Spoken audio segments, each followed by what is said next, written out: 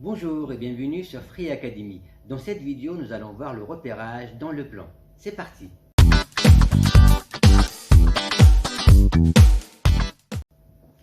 Le repérage dans le plan commence dès la 5e dans le chapitre des nombres relatifs. Avant de commencer, on va définir un repère. Un repère est défini par deux axes, un axe horizontal et un axe vertical. L'axe horizontal représente l'axe des abscisses. Axe des abscisses. L'axe vertical représente l'axe des ordonnées. Axe des ordonnées. Chaque axe possède un sens positif, une origine, notée par le point O, et une unité de longueur. Ici, on a pris un carreau. Pareil pour l'axe des ordonnées, le sens positif, l'origine et une unité de longueur, un carreau.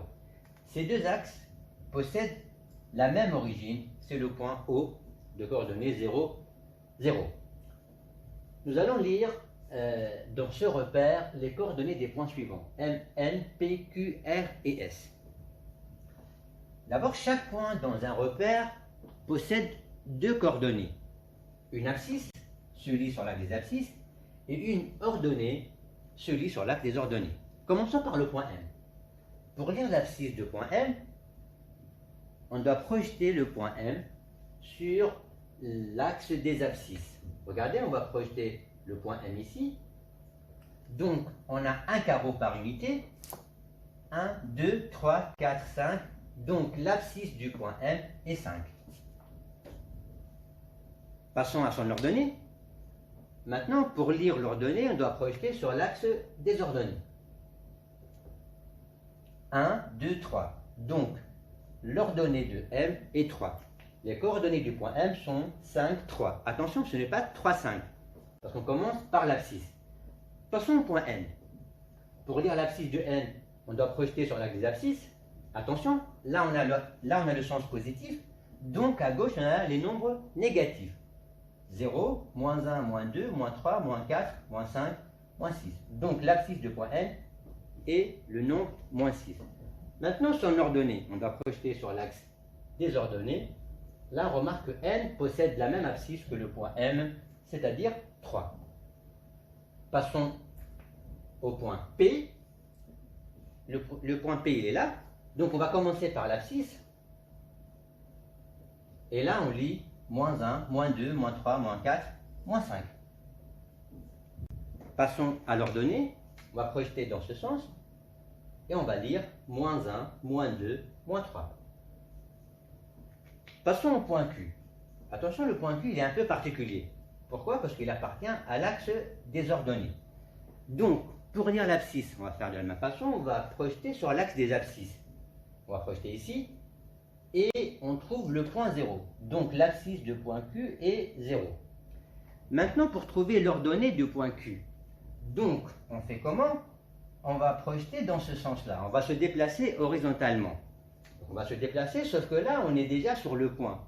Donc, l'ordonnée est déjà là. On va lire moins 1, moins 2, moins 3, moins 4, moins 5. Donc, les coordonnées du point Q sont 0, moins 5. Passons au point R. C'est un point particulier aussi. Pourquoi? Parce qu'il appartient à l'axe des abscisses. Alors, pour lire l'abscisse, on va se déplacer verticalement. On se déplace verticalement, sauf que là, on est sur le point. Donc, on va lire ici, moins 1, moins 2, moins 3, moins 4. L'abscisse du point R est moins 4. Pour lire l'ordonnée, on doit se déplacer horizontalement. On se déplace comme ça, on trouve le point 0. Une petite remarque, tous les points qui appartiennent à l'axe des ordonnées, leur abscisse est égale à 0, comme le point Q. Tous les points maintenant qui appartiennent à l'axe des abscisses, leur ordonnée est égale à 0, comme le point R. Pour finir, le point S, donc son abscisse, on projette ici 5, 6, 7, et son ordonnée, on va projeter sur l'axe des ordonnées, moins 1, moins 2, moins 3. Passons maintenant à la deuxième partie. Dans cette partie, on va placer des points dans un repère orthogonal. Un repère orthogonal est un repère qui a son axe des abscisses et son axe des ordonnées perpendiculaires au point O, le point d'origine. commençons par le premier point. Les coordonnées du point M sont plus 4, plus 5. N'oubliez pas, la première coordonnée indique l'abscisse, la deuxième indique l'ordonnée. Donc, plus 4, c'est l'abscisse. Il faut chercher plus 4. Là, vous avez 1, 2, 3, 4. Donc, plus 4, on fixe l'abscisse. Maintenant, on passe à l'ordonnée. Son ordonnée, c'est plus 5. Donc, l'axe des ordonnées, c'est l'axe vertical. 1, 2, 3, 4, 5.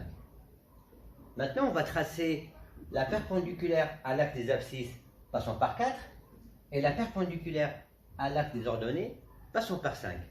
Les deux droites se coupent au point M. On peut faire des pointillés ici.